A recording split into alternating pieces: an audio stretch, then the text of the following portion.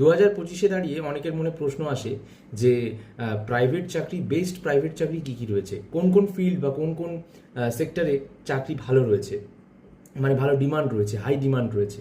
তো আজকের এই শর্টস ভিডিওতে সেই উত্তরটা দেবো। প্রথম মানে যে সেক্টরটা এই মুহূর্তে বহুল প্রচলিত সেটা হচ্ছে আইটি সেক্টর। আইটি সেক্টর কিন্তু বর্তমানে খুব দারুণ কিন্তু ফল করছে। ডেটা সায়েন্স বলো, সফটওয়্যার ডেভেলপমেন্ট বলো, সাইবার সিকিউরিটি বলো, এই জাতীয় যে কেরিয়ারগুলো সেগুলো কিন্তু প্রচণ্ড হাই ডিমান্ডিং একটা কেরিয়ার।